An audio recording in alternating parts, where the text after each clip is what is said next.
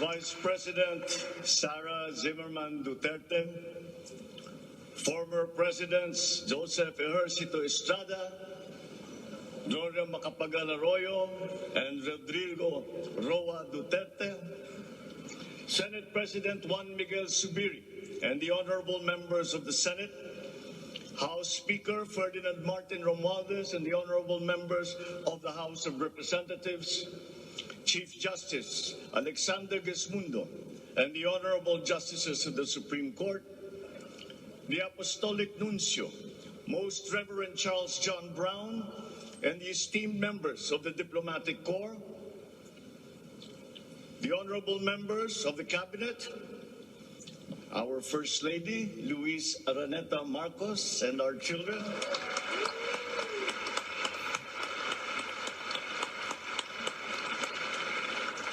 distinguished guests, ang mga minamahal kong mga kababayan, ladies and gentlemen, magandang hapon po sa inyong lahat.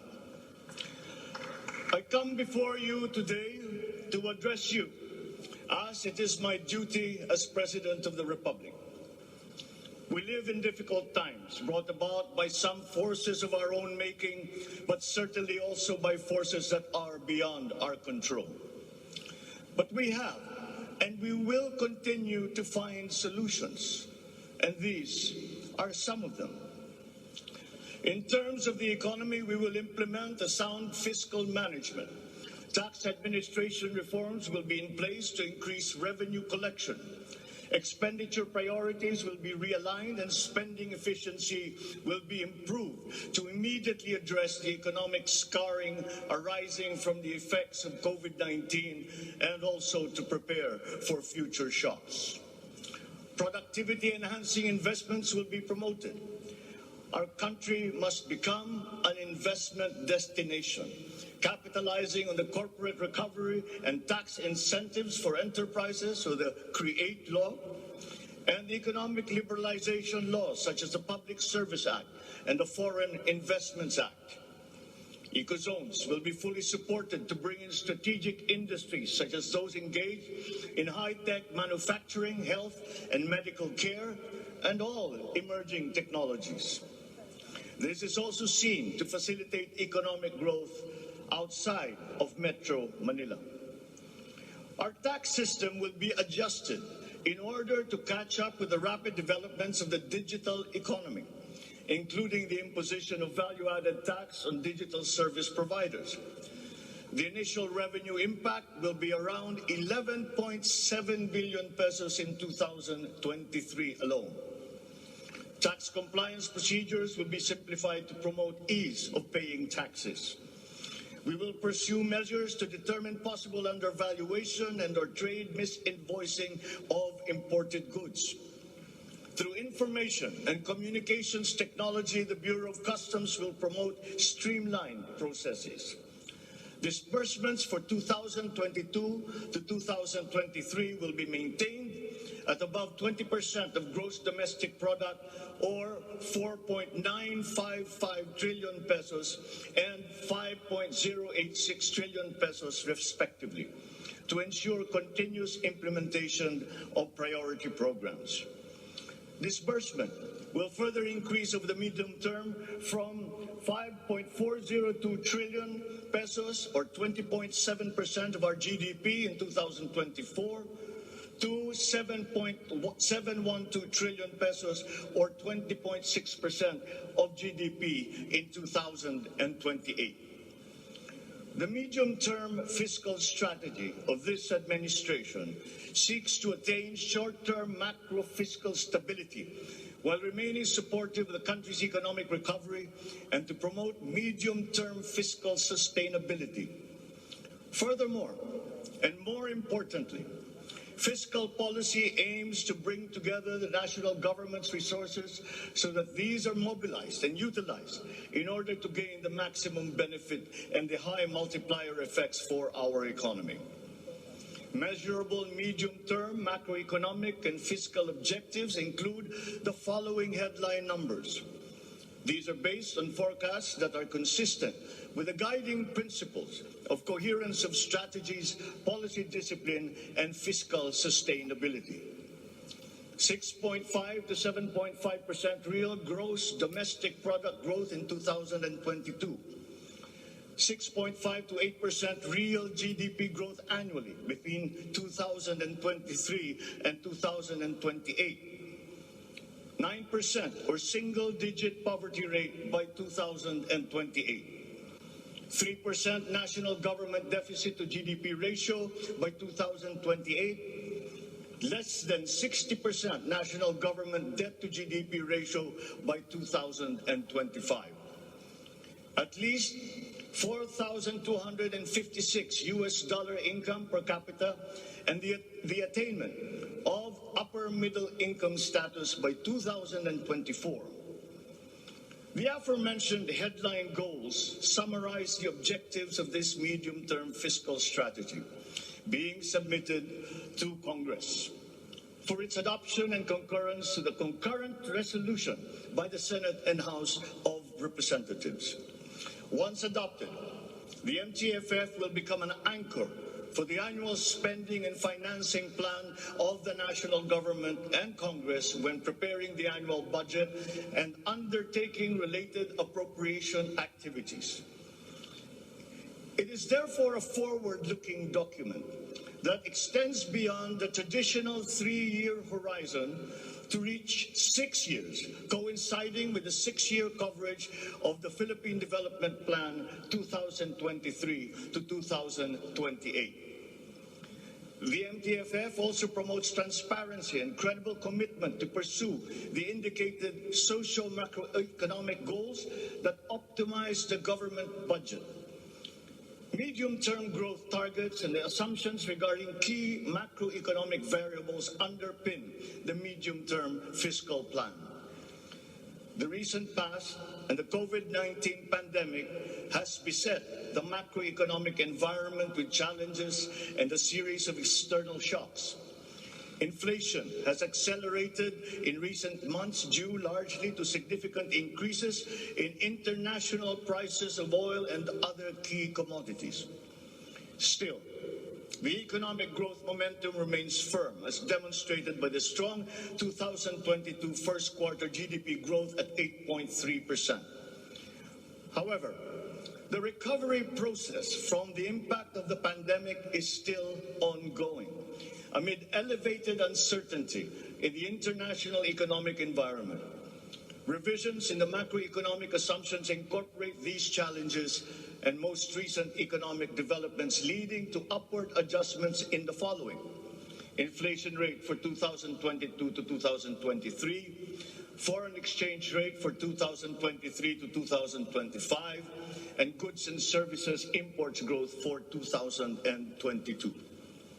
The economy is expected to grow by 6.5 to 7.5% this year as we continue to reopen the economy while considering the recent external developments. In the first quarter alone, GDP saw an increase in household consumption and private investments, along with a robust manufacturing industry, high vaccination rate, improved healthcare capacity, and an upward trend in tourism and employment. This is expected to continue for the rest of the year. The strong economic growth is projected to be sustained and expanded further to 6.5 to 8% from 2023 until 2028. The average inflation for 2022 is projected to range from 4.5 to 5.5%. Following the uptick in fuel and food prices as a result of the ongoing Russia-Ukraine conflict and the disrupted supply chains. It is slightly adjusted to 2.5 to 4.5% in 2023 and is seen to return to the target range of 2.0 to 4.0% by 2024 until 2028. Dubai crude oil price is expected to settle at $90 to $110 per barrel in 2022 $80 to $100 per barrel in 2023, and $70 to $90 per barrel from 2024 onwards, as oil supply is expected to catch up and stabilize over the medium term. The Philippine peso is projected to average between 51 to 53 pesos per US dollar in 2022, and 51 to 55 pesos per US dollar from 2023 onwards, due to aggressive monetary policy tightening by the US Federal Reserve, market aversion amid the Russian-Ukraine conflict, and again, increased global oil prices. Lastly, exports of goods are expected to grow by 7% in 2022 and 6% from 2023 to 2028. On the other hand, imports of goods are projected to grow by 18% in 2022, 6% in 2023, and 8% from 2024 to 2028. I have instructed the NEDA to coordinate with other agencies and work on the Philippine Development Plan for 2023 to 28, and to submit to me the complete blueprint and progress of its implementation not later than year-end.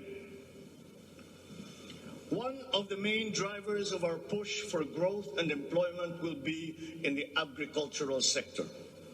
With regard to food supply, we are confronted by a two-pronged problem: that which will hit us in the short term and that which will hit us in the long term.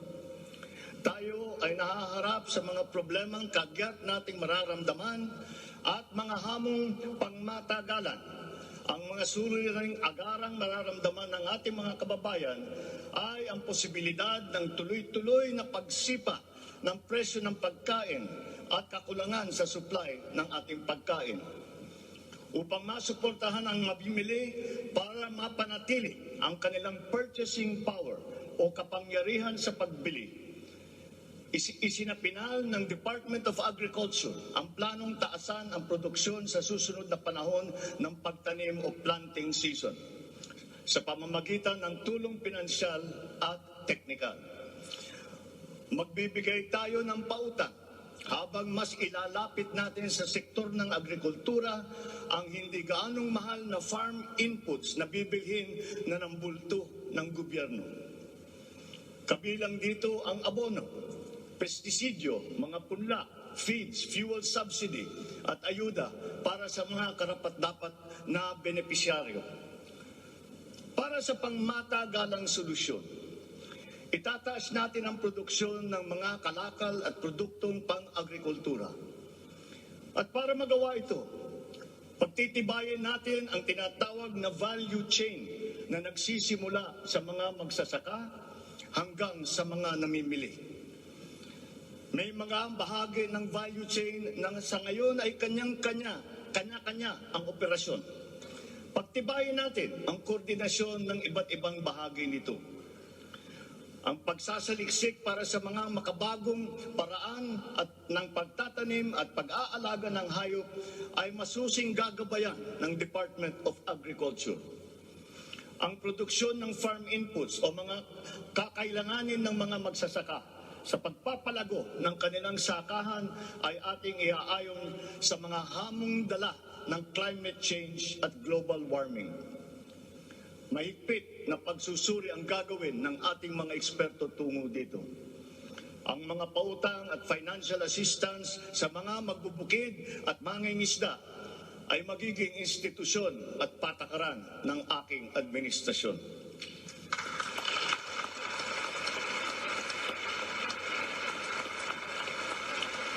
Ipapaprioridad natin ang modernisasyon ng mga sakahan sa pamamagitan ng mga makabagong teknolohiya para sa ating mga magsasaka. Atin palalawakin ang mga palaisdaan, babuyan at manukan. Lahat ng ito gagamitan ng siyensya para tumaas ang produksyong agrikultural.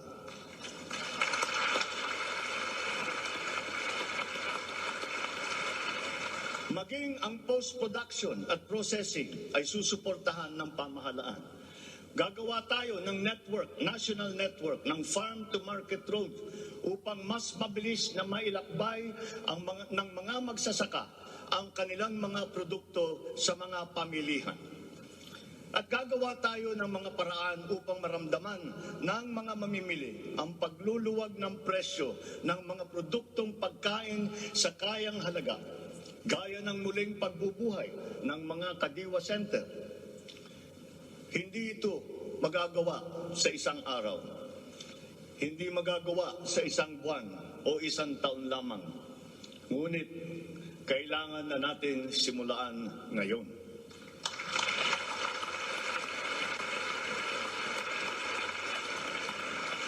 Ang Agrarian Reform Program ay dapat magpatuloy.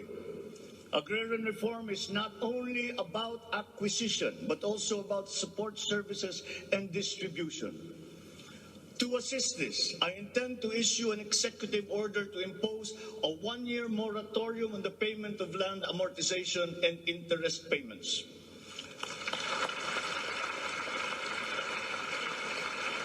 This is included in Republic Act number 11469, or the Bayanihan to Heal as One Act. A moratorium will give the farmers the ability to channel the resources in developing their farms, maximizing their capacity to produce and propel the growth of our economy.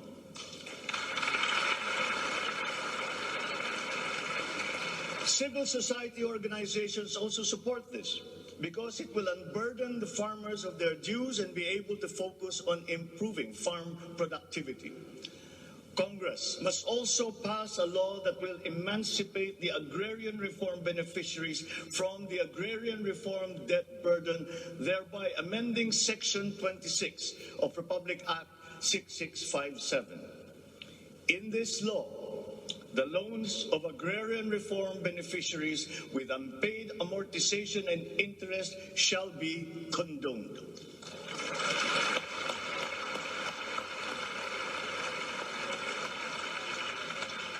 Layunin ng batas na ito ay burahin ang hindi mabayarang utang ng ating mga magsasaka na benepisyaryo ng agrarian reform. Agrarian reform beneficiaries who are still to receive their awarded land under the Comprehensive Agrarian Reform Program shall receive it without any obligation to pay any amortization.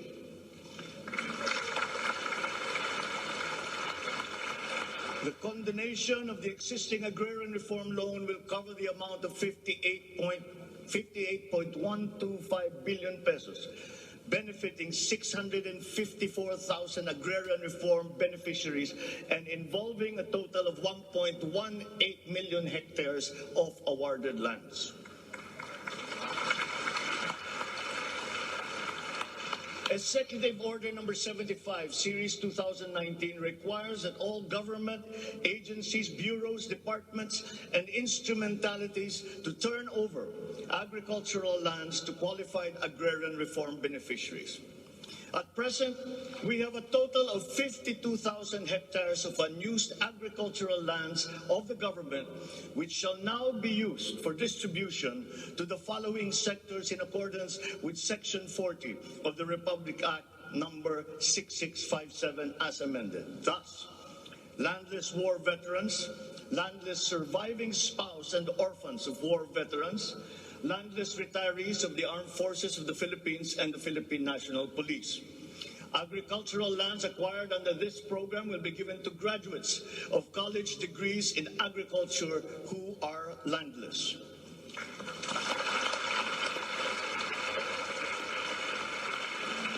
The call of the times is for the infusion of fresh and new blood in the agricultural sector. We need a new breed of farmers equipped with modern agricultural technology able to engage in sustained scientific farming that will not only increase farm yields but also resilience in the face of climate change.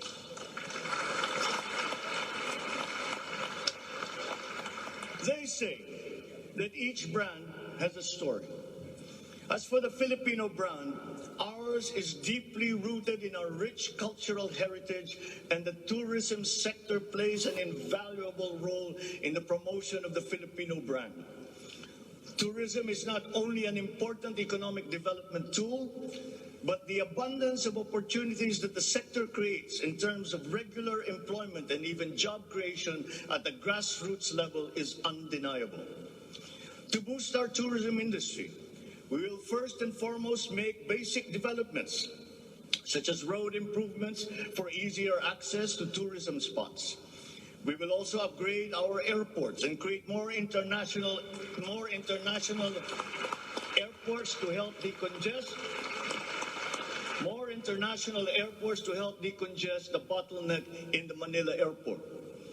We will also make it more convenient for travelers to go around the country, even to remote areas, to help promote undiscovered tourist spots. This program will be led by the Department of Tourism together with the Department of Public Works and Highways.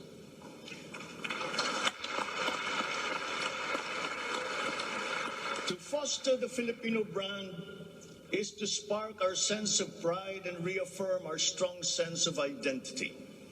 It is time to welcome the rest of the world with an enhanced Filipino brand that is unique, attractive, and creative.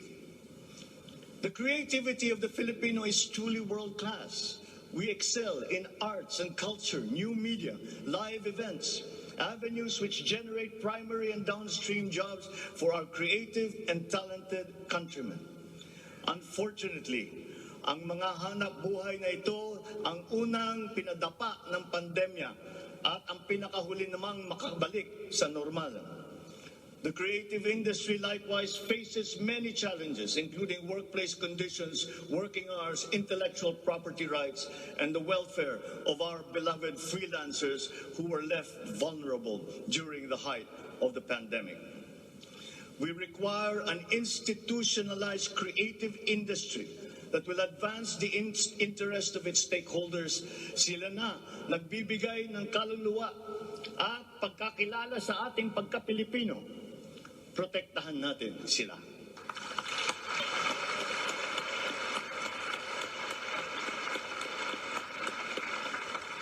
The Department of Social Welfare and Development has a large part to play in all of this. Magpapatuloy ang ating pagkalinga sa ating mga kababayan na lubos na nangangailangan. Hindi po natin sila pababayaan.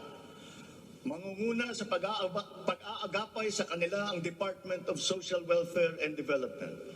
Utos ko sa DSWD ang mabilis na pagtugon sa pangangailangan ng mga biktima ng kalamidad at mga iba't ibang krisis. Ang mga field office nila ay inatasan na maagang maglagak ng family food packs at non-food essentials sa mga LGU, bago pa man manalasa ang anumang kalamidad. Magdadagdag tayo ng mga operation center, warehouse at imbakan ng relief goods, lalo na sa mga malalayong lugar na mahirap marating. Titiyakin natin na maayos ang koordinasyon ng DSWD at Department of Human Settlements and Urban Development nang sa ganun madali ang pagpatupad ng Emergency Shelter Assistance Program para sa mga biktima ng kahit anong kalamidad.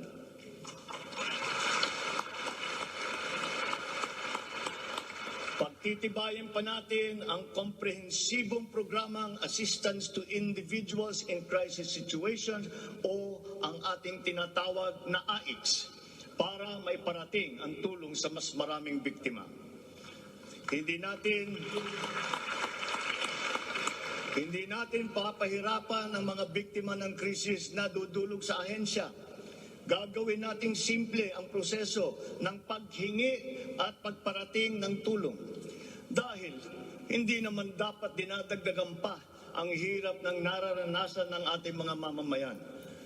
Upang matiyak na mapupunta sa kwalipikadong mga pamilya ang tulong na pamahalaan sa pamamagitan na 4Ps o Pantawid Pamilya Pilipino Program, titiyakin natin na malilinis ang listahan ng benepisyaryo.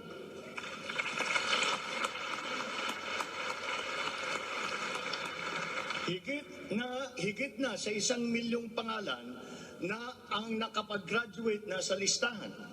At nagagalak akong mabatid na sila ay nakakatayo na sa kanilang sariling paa.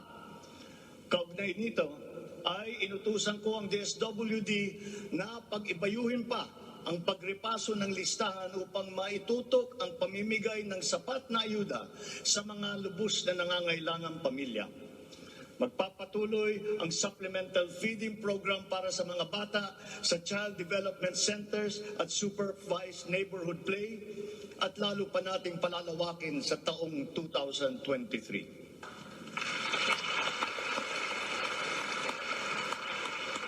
Hindi rin natin nakakalimutan ang mga solo parents at mga nanay na nahiwalay sa kanilang mga mister dahil sa karahasan. Pagtitibayin natin ang programa sa violence against women and their children. Kabilang na ang counseling para sa mga biktima, katuwang ang ating mga LGU. Tiyakin natin na sapat ang pondo sa halos 70 residential care centers at 7 non-residential care centers para sa vulnerable sectors at persons with disabilities na sumisilong dito. Sa ating sitwasyon ng pangkalusugan, nariyan pa rin ang banta ng COVID-19. Lalo't may mga nadidiskubring bagong variant ng coronavirus. Pero hindi na natin kakayanin ang isa pang lockdown. Wala na tayong gagawing lockdown.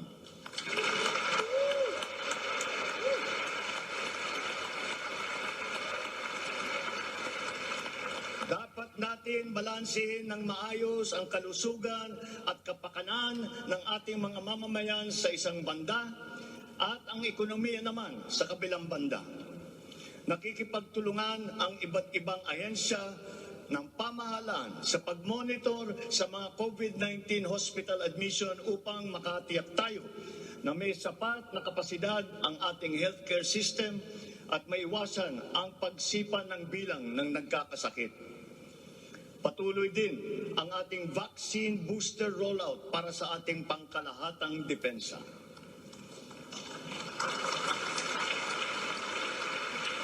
Sa ganitong paraan, kahit pa tumaas muli ang bilang ng mga COVID cases, mananatiling mababa ang bilang ng mga maospital at bilang ng mga namamatay.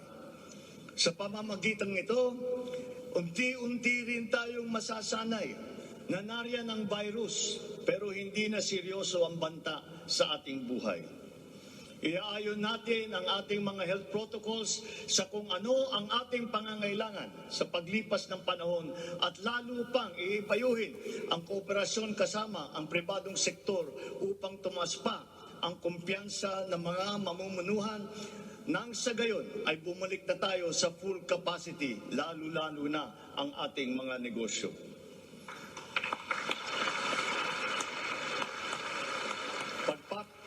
Pagbubutihan pa natin ang pagpapakalat ng tamang impormasyon ukol sa COVID, kasama ang kahalagahan ng bakuna. Mananatili muna sa ngayon ang alert level system natin. Pinapag-aralan natin ang ibang paraan ng klasifikasyon upang mas babagay sa kasalukuyang sitwasyon, lalong-lalo na sa pagbabago ng COVID. Sa pakikipagtulungan ng Kongreso, itatatag natin ang ating sariling Center for Disease Control and Prevention at ang isang Vaccine Institute.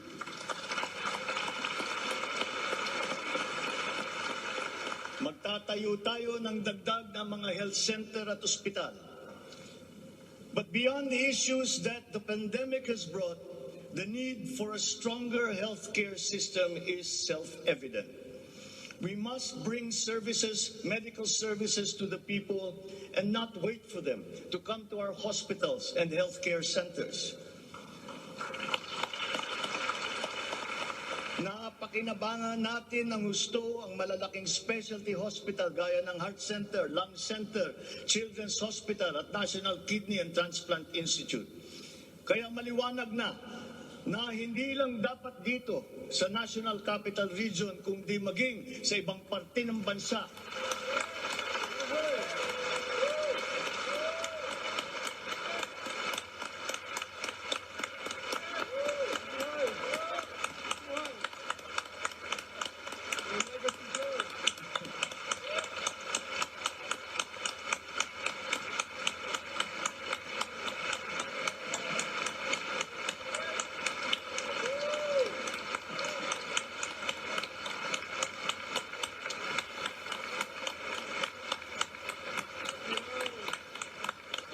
Maliwanag na hindi lamang dapat dito lamang sa National Capital Region, kundi maging sa ibang parte ng bansa, kailangan magdagdag ng ganitong uri ng mga pagamutan.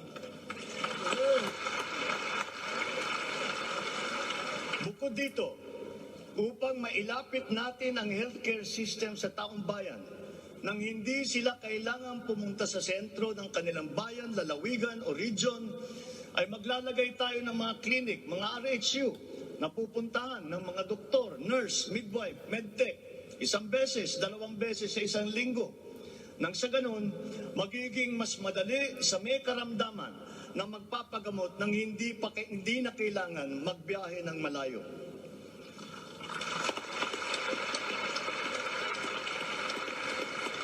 One of the cornerstones of a strong healthcare system is the provision of competent and efficient medical professionals. We will exert all efforts to improve the welfare of our doctors, our nurses, and other medical frontliners.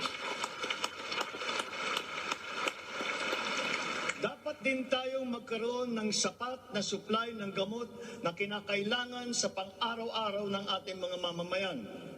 Sinimulan ko na ang pakikipag-usap sa mga kumpanya ng gamot dito sa Pilipinas at sa ibang bansa.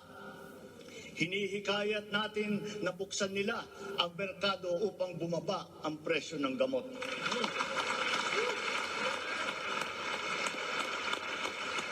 Halimbawa, kung mas marami ang mas murang generic o hindi branded na gamot sa merkado, mas bababa rin ang presyo dahil sa kompetisyon. Ang Department of Trade and Industry ay nakikipag-usap sa mga interesadong manufacturer ng generic drugs na papasok sa ating bansa. Inuutusan ko naman ang Philippine Competition Commission na pantay-pantay dapat at walang kartel sa hanay ng mga pharmaceutical companies.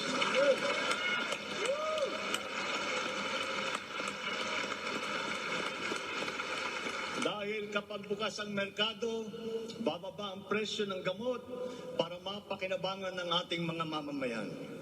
This is one of the hard lessons that we learned when the pandemic struck, and therefore we must act on that shortcoming.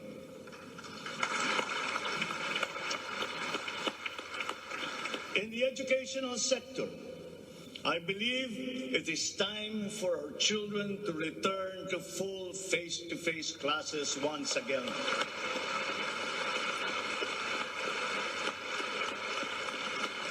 The Department of Education, led by our highly able Vice President Sara Duterte, is now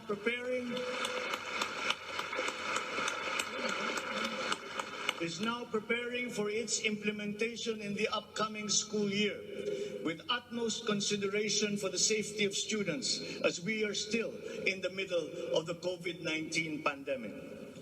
We must ensure that our classrooms are safe for teachers, for students, and the entire academic community when they return to face-to-face classes. We continue to encourage everyone to get their booster shots in preparation for the resumption of in-person classes. This is one of the reasons I have directed the Department of Health and the Department of Interior and Local Government to undertake another rollout of booster shots.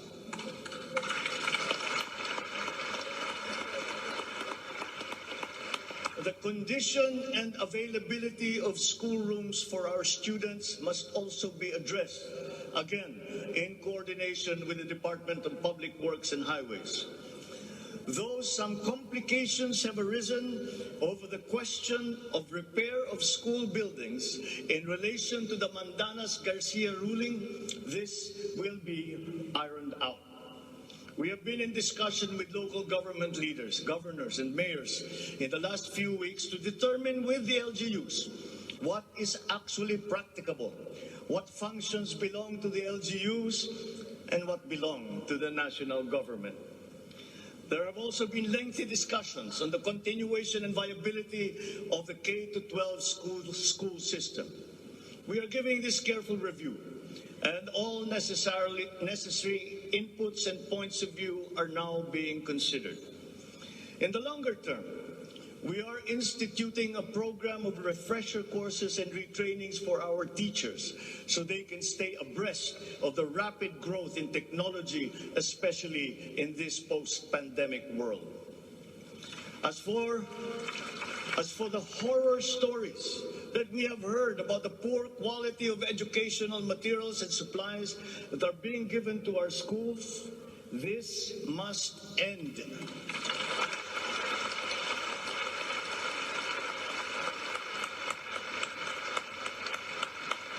Our children must always be equipped with the best that we can provide.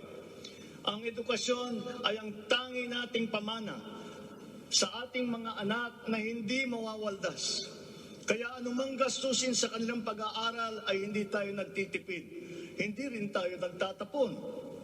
And once again, I am not talking about history or what is being taught. I am talking about materials that are necessary for effective teaching in this day and age. Children now need connectivity to the internet. They need devices to use. They need computers, educational tools.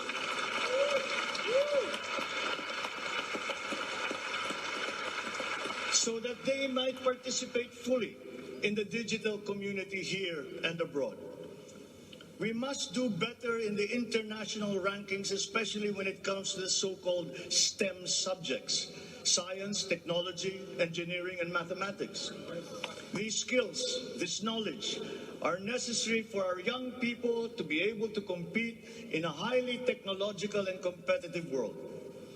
The raw talent is there in our young people. It is up to our educational system to develop and to refine that great pool of talent.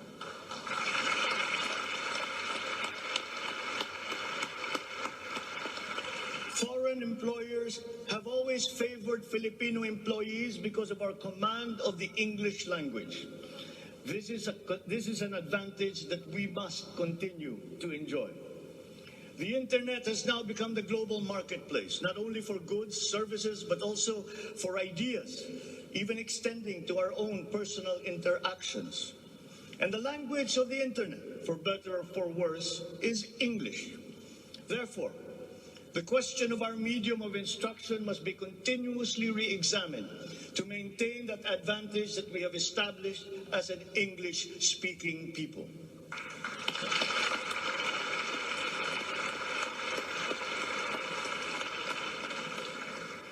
On a related subject, we are entering an age of exponential adoption of technology. It is the fourth industrial revolution. This will be characterized by the infusion of technology into almost every facet of our lives. Breakthrough technologies in the areas of quantum computing, artificial intelligence, nanotechnologies, the Internet of Things, robotics, self-driving electric vehicles, 3D printing, virtual and augmented realities, among others, that will radically transform the way business is done. The scale and the speed at which these innovations are introduced universally into our everyday lives and activities is unprecedented in our recorded history. We cannot stand idly by. The mission of our Department of Information and Communications Technology is to identify and utilize these innovations to improve governance. It has the daunting task now of transforming our government into an agile bureaucracy that is responsive to the needs of the public. Provide good and solid data to ensure informed decision-making, as well as allow secure and seamless access to public services.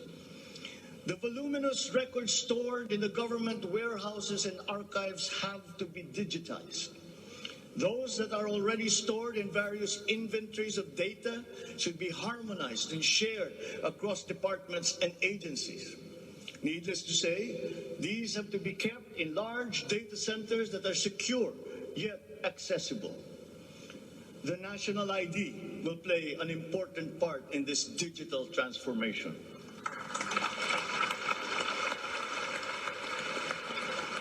For citizens to be able to seamlessly transact with government, their identity must be easily verifiable. We expect to issue 30 million physical IDs and 20 million digital IDs by the end of this year. The target is to accomplish the issuance of about 92 million IDs by the middle of next year. As the world moves into rapid digitalization, the digital divide will become more pronounced. The depth and breadth at which these technologies will be transformative in our lives is fully expected. This will open new opportunities for the creation of wealth, but will also likely create inequalities. Hence, universal connectivity will be a vital component in order to ensure that no citizen is left behind.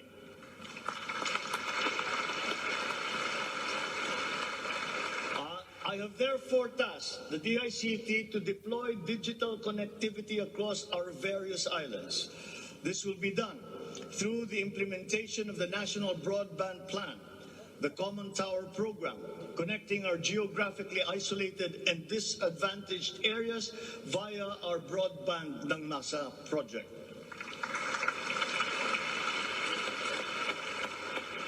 All relevant modes of digital transport should be utilized. These may be through a combination of terrestrial or submarine fiber optics, wireless, and even satellite technology. As our Public Service Act has opened the doors and removed the restrictions on foreign investment, we foresee an increase in direct investment of overseas players. This will translate into better quality, availability, and affordability of telecommunications services all over the country. We come now to infrastructure. The backbone of an economy is its infrastructure. The infrastructure program of the Duterte administration must not only continue, but wherever possible, be expanded.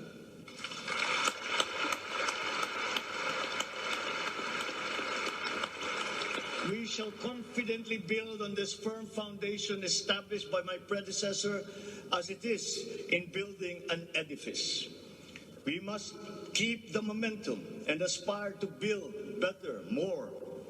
Necessarily, infrastructure development will remain a very high priority in our drive for growth and employment. Once again, I will not suspend any of the ongoing projects, as those have already been shown to be of benefit to the public that they serve.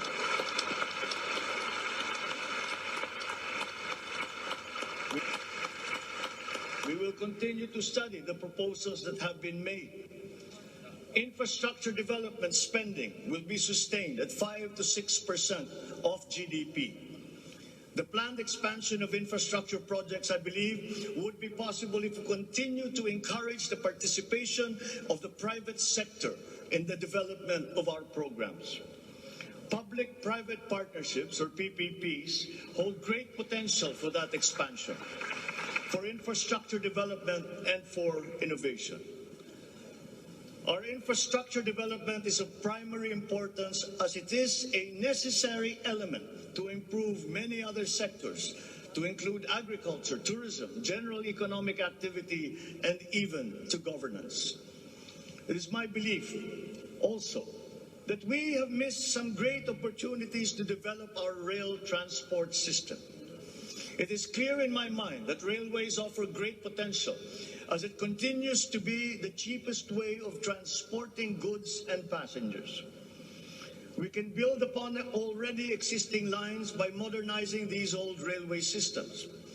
There are dozens of railway projects on the ground, above the ground, below ground, not just in Manila, but in other regions, at various stages of implementation and with a combined cost of 1.9 trillion pesos.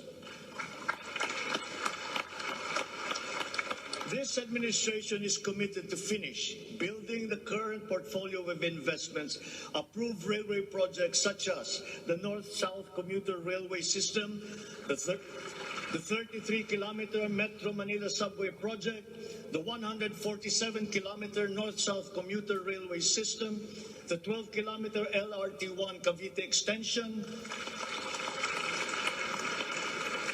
the 23-kilometer MRT-7, and the common station that will connect LRT-1, MRT-3, and MRT-7. And beyond NCR, larger scale railway systems like the 102-kilometer Mindanao Railway Project,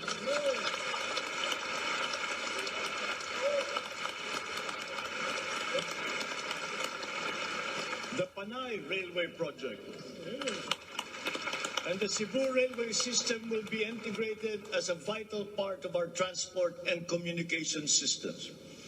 We will also continue to improve our roads and transportation systems in key cities throughout the country through various projects such as the Cebu Bus Rapid Transit, Davao High Priority Bus System, Ilocos Norte Transportation Hub, the El Nido Transport Terminal.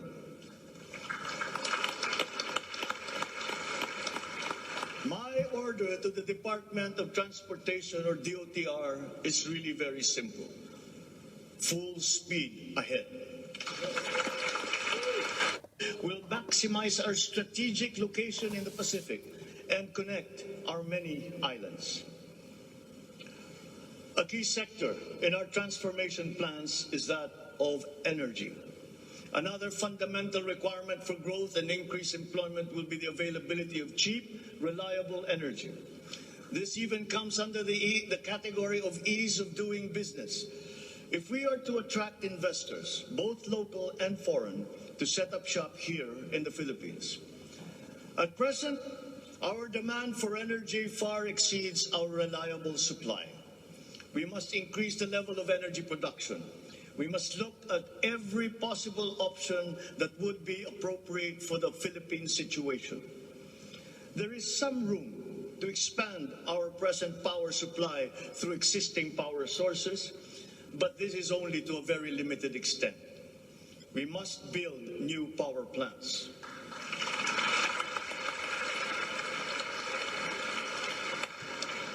We must take advantage of all the best technology that is now available, especially in the areas of renewable energy.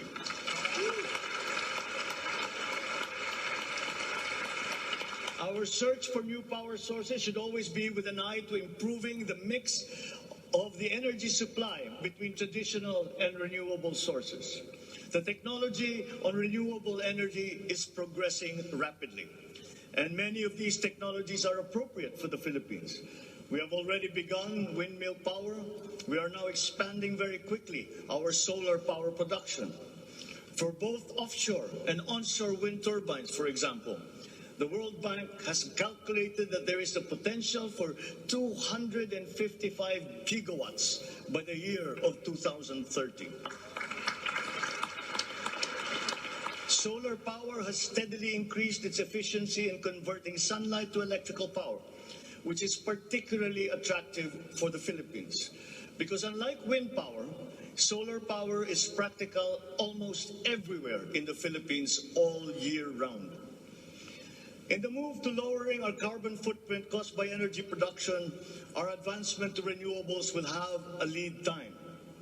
In the interim, natural gas will hold the key. We will provide investment incentives by clarifying the uncertain policy in upstream gas, particularly in the area close to Malampaya.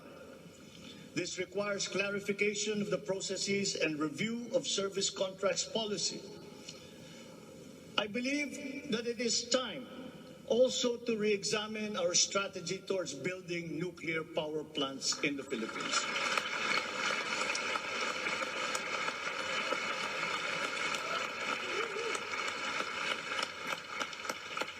We will comply, of course, with the International Atomic Energy Agency regulations for nuclear power plants as they have been strengthened after Fukushima.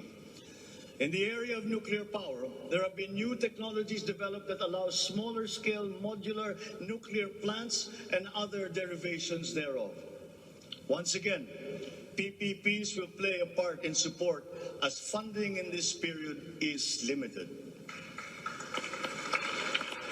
Furthermore, we must examine the entire system of transmission and distribution for the purpose of finding ways to lower the price of energy to the consumer and to industry. We must expand the network of our transmission lines while examining schemes to improve the operation of our electrical cooperatives. All this in aid of reducing energy costs, especially but not limited to households. All this impetus for development and growth we undertake within the context of accelerating climate change and extreme weather conditions.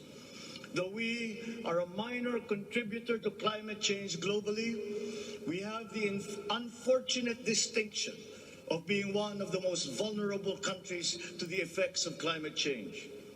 For the welfare of our people, it is incumbent upon us to alleviate the effects of that vulnerability. The use of renewable energy is at the top of our climate agenda. We will increase our use of renewable energy sources such as hydropower, geothermal power, solar, and wind.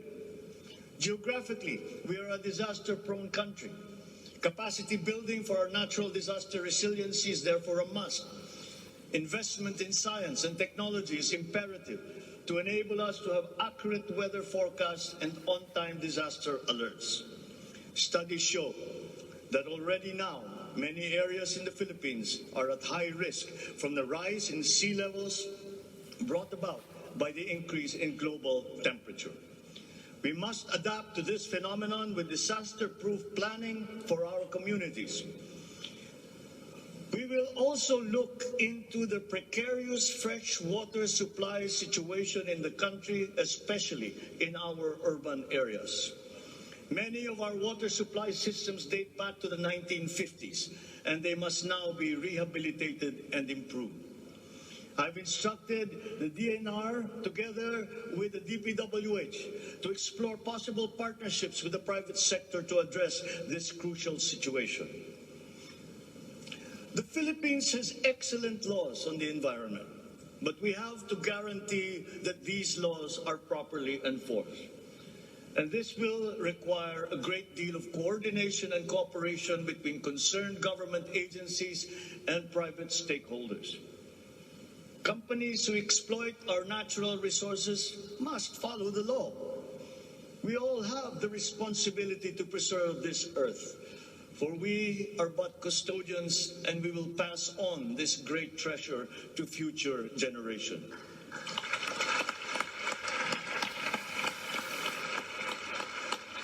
There is no question that the preservation of the environment is the preservation of life. If we cannot mitigate climate change, all our plans for the economy, all our plans for our future will be for naught. Bawat Pilipino sa ibayong dagat na nagsasakripisyong lisanin ang kanyang pamilya sa Pilipinas upang maghanap buhay ay nararapat lamang magkaroon ng pamahalaang matatawag nilang tahanan habang nasa ibang bayan. Ito ang papel na gagampanan ng kagawaran ng manggagawang mandarayuhan o Department of Migrant Workers matapos itong ideklara bilang ganap na ahensya ng gobyerno ng isang taon.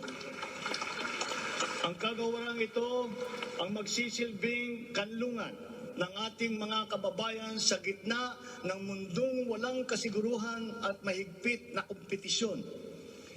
Ito ang maglalatag sa kanila ng mga oportunidad. Titiyak na ang kanilang mga hanap buhay ay tugma sa kanilang mga kasanayan. Maninigurong akma ang sahod at maayos ang kalagayan sa kanilang mga kumpanya at mga ngalaga sa kanilang mga pamilya habang sila ay nasa malayo.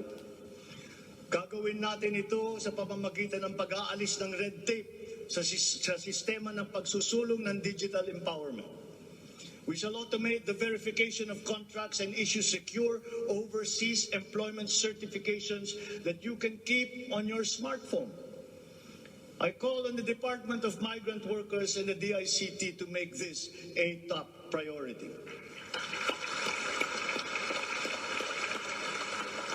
Tinatawagan ko rin ang Department of Foreign Affairs na makipagtulungan sa Department of Migrant Workers na tiyakin ang lahat ng mga diplomatic post ay tutulong na agarang maibalik sa trabaho ang mga ating mga overseas Filipino workers na nawalan ng hanap buhay nitong nakalipas na ilang taon.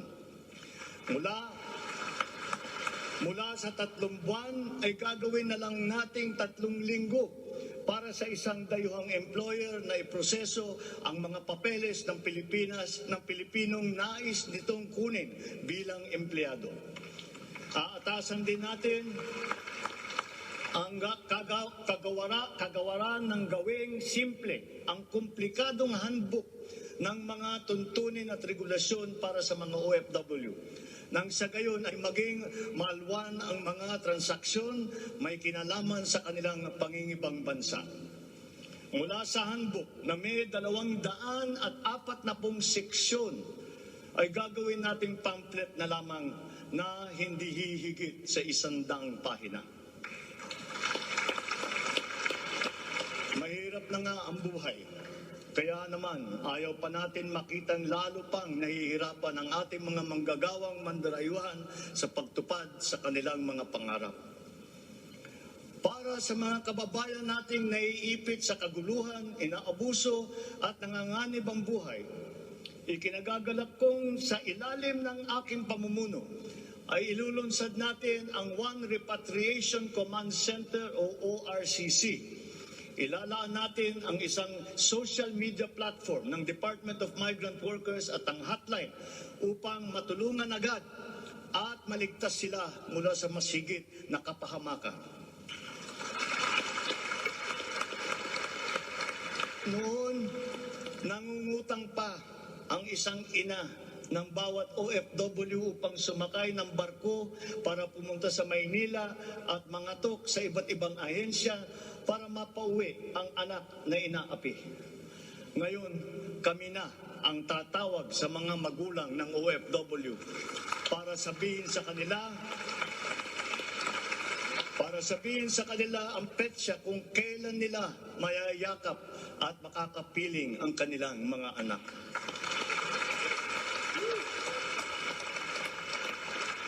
Sa kasalukuyan ay nakikipag-ugnayan tayo sa pamahalaan ng Saudi Arabia upang buksan muli ang deployment.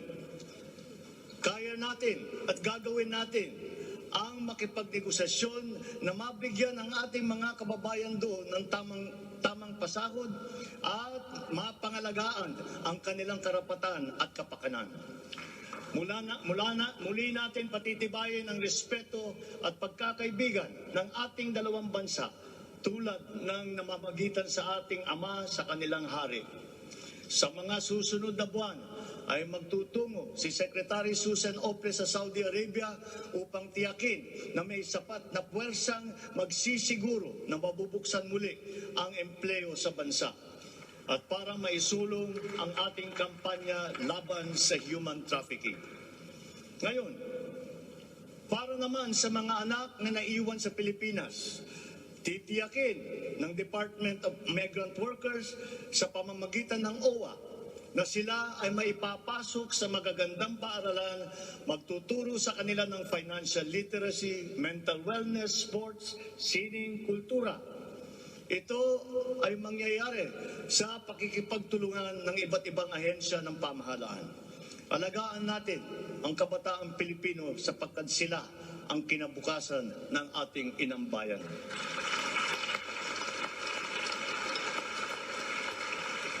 Sa ating mga kababayan na nasa ibang bansa, you deserve a home in government, not only for the money that you send home, but you are not cold tools of the economy. You deserve it for your sacrifices for our country and your perseverance and excellence in the global arena. You OFWs represent the fighting faith of the Filipinos as a nation and as a people. Let us transform your overseas journey into inspirational stories for all time. Thanks to you, our dear legislators, and of course to the man every OFW now refers to as their tatay, President Rodrigo Duterte. you passed the law that created this new home for our OFWs.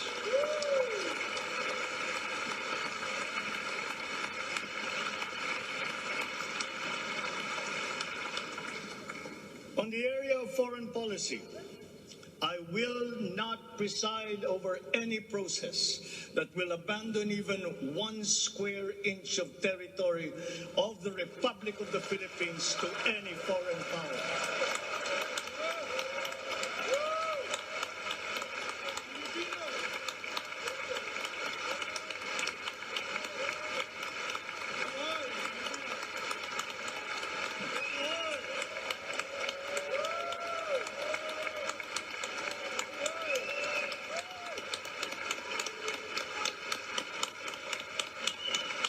With respect to our place in the community of nations, the Philippines shall continue to be a friend to all, an enemy to none.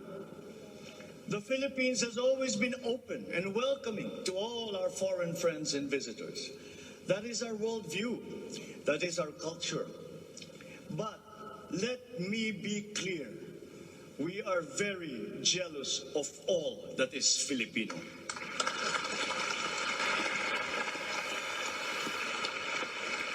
We will be a good neighbor, always looking for ways to collaborate and cooperate with the end goal of mutually beneficial outcomes.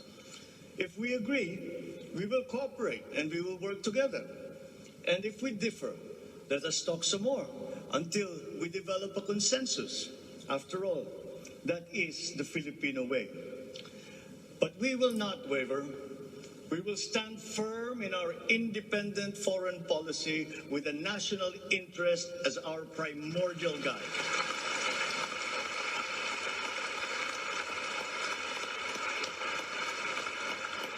We commit to maintaining good relations with the rest of the world. As a matter of fact, it is my sincere belief that the need for strong bonds and collaboration among nations emerges in the direst of times, such as in a pandemic. The partnerships and alliances that we make with all will provide stability that all nations will need as we emerge into this new global economy. The Philippines will continue to promote stronger and multifaceted relationships with all our partners around the world. We are, in fact, grateful for the messages of support and offers of help that we have received from many of our friends in the international community. This has been communicated to us through the different envoys and ambassadors here in the Philippines. Such strong relationships can only be beneficial to all involved. As I am here today addressing the legislature, allow me now to propose legislation that we would like you to pass in support of these programs. 1. National Government Right-Sizing Program, a reform mechanism that seeks to enhance the government's institutional capacity to perform its mandate and to provide better services while ensuring optimal and efficient use of resources. Compared to previous government reorganization efforts, the NGRP will entail a comprehensive strategic review of the functions, operations, organization, system, and processes of the different agencies, and massive and transformational initiatives in agencies concerned, such as mergers, consolidations, splitting, transfer, and even the abolition of some offices. The right-sizing efforts will also involve the conduct of a comprehensive strategic review of functions, programs, and projects that will cut across various agencies. Number 2, a budget modernization bill.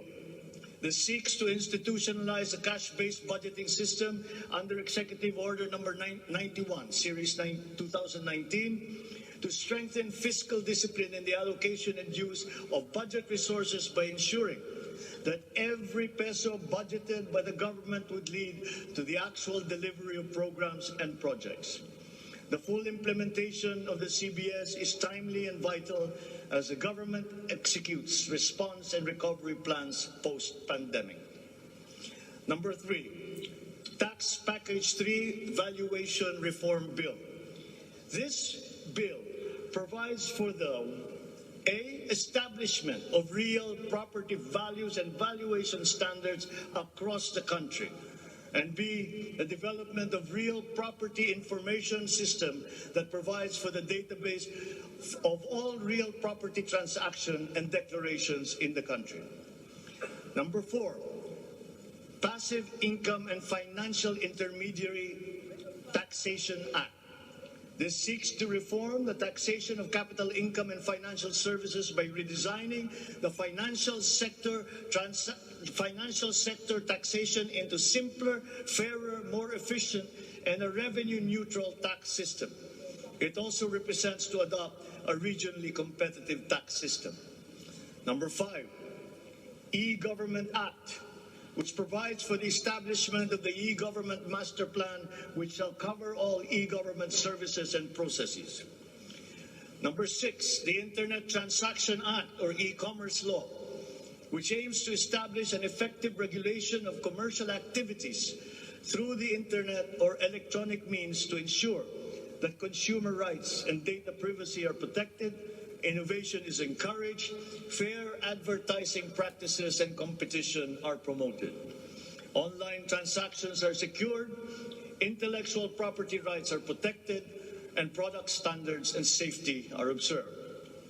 Number 7, Government Financial Institutions Unified Initiatives to Distressed Enterprises for Economic Recovery. This seeks to provide financial assistance to distressed enterprises critical to economic recovery through programs and initiatives to be implemented by the Land Bank of the Philippines, the Development Bank of the Philippines, and the Philippine Guarantee Corporation for purposes of addressing liquidity or solvency problems of MSMEs and strategically important industries to encourage their continued operation and maintain employment. Number 8, the establishment of a Medical Reserve Corps. Establishes a Medical Reserve Corps under the Health and Emergency Management Bureau of the DOH. The MRC shall be composed of licensed physicians, medical students who have completed their 4 years of medical courses, graduates of medicine, registered nurses, licensed allied health professionals. Number 9, National Disease Prevention Management Authority. This bill seeks to create the Center for Disease Prevention and Control attached to the DOH. Number 10, the creation of the Virology Institute of the Philippines. This will create the Virology Science and Technology Institute of the Philippines as an attached agency of the DOST. All offices and units under the DOST with functions related to virology shall now be transferred to the Virology Institute of the Philippines. Number 11, the Department of Water Resources. This seeks to create the Department of Water Resources and adopts the Integrated Water Resource Management as the strategic framework for national water management, policy making, and planning. Number 12, Unified System of Separation, Retirement, and Pension. This grants a monthly disability pension in lieu of disability benefits provided under existing laws for military and uniformed personnel retired by reasons of disability. Number 13, the E-Governance Act. It promotes the use of internet, and other ICT to provide opportunities for citizens. Number 14, the National Land Use Act.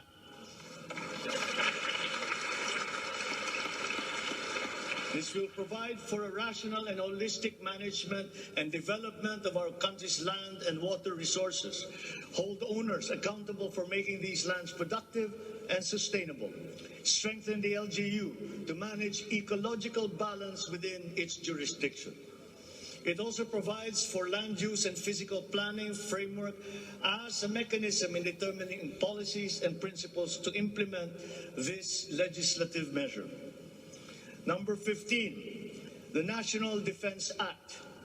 This seeks to amend the antiquated National Defense Act of 1935 to provide for a change in the military structure of the armed forces of the Philippines that is more responsive to current and future non-conventional security threats to the country's territorial integrity and national sovereignty.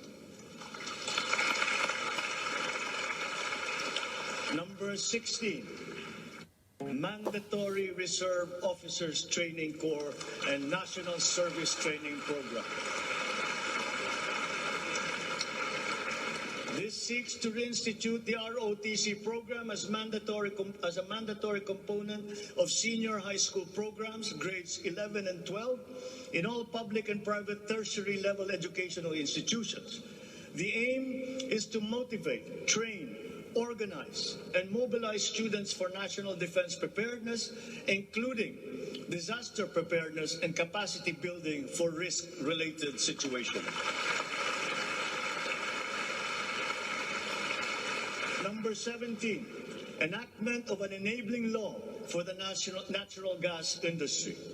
This seeks to foster the development of the midstream natural gas industry in a bid to strengthen Philippine energy security by diversifying the country's primary sources of energy and promoting the role of natural gas as a complementary fuel to variable renewable energy. Number 18, amendments to the Electric Power Industry Reform Act, or EPIRA. This aims to improve the implementation of the law's provisions and enhance its effectiveness to address the high cost of electricity, alleged market collusion, and insufficient power supply. The bill seeks to restructure the Energy Regulation Commission to foster accountability and improve the Commission's government system that would ensure consumer protection and in enhancing competitive operation of the electricity market. Number 19, amendments to the Build, Operate, Transfer law.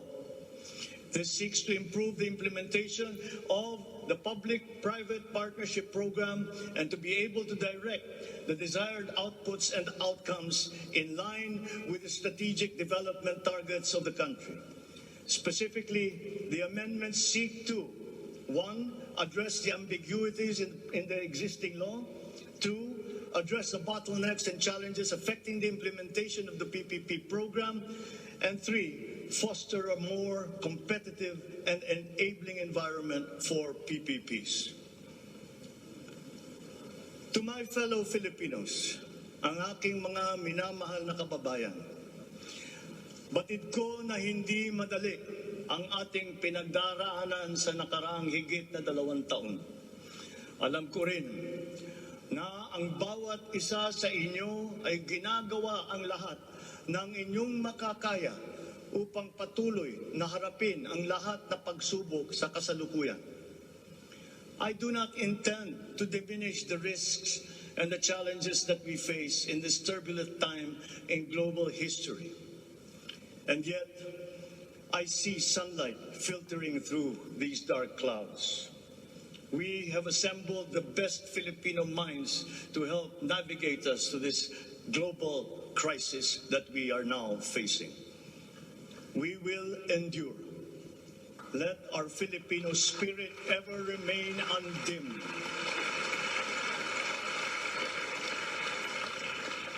I know this in my mind. I know it in my heart. I know it in my very soul. The state of the nation is sound. Thank you and good afternoon. Marami pong salamat sa inyo.